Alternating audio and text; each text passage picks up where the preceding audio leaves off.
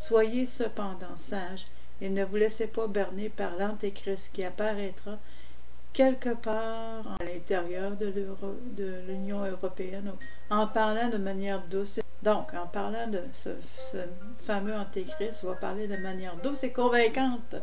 Et il va vous dire ce que vous voulez entendre. Utilisez l'Internet pour vérifier les références, car il sera difficile de distinguer entre le Maitreya et l'Antéchrist, car leurs histoires sont similaires.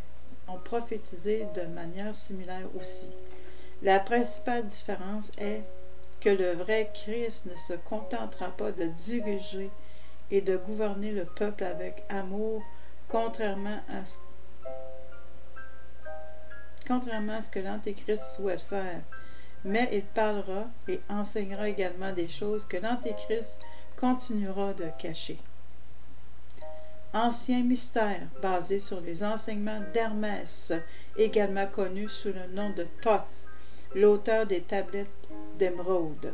Les adeptes de l'hermétisme croient en la nature divine de l'homme et pensent que nous sommes capables d'acquérir des capacités étonnantes grâce à des techniques visant à apprendre à maîtriser certains aspects de nous-mêmes. Force et énergie, l'émancipation de la volonté et la réalisation d'un individualisme absolu, en d'autres termes, le grand œuvre de l'art hermétique est avant tout la recréation de l'homme lui-même au moment de la transmutation.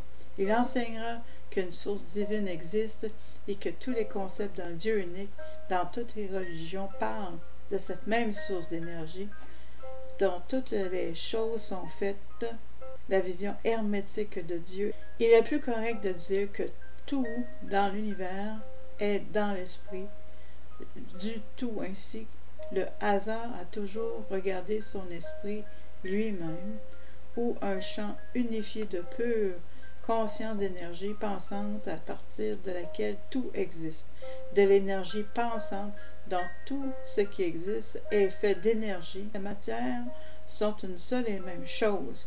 Toutes les cultures anciennes avaient une compréhension très approfondie de cette énergie pensante universelle. Le concept de l'énergie vitale inhérente à tous les êtres humains est un archétype universel apparaissant dans de nombreuses religions, mythologies, philosophies et systèmes de croyances, et ils ont chacun un nom décrivant cette énergie omnisciente et omniprésente.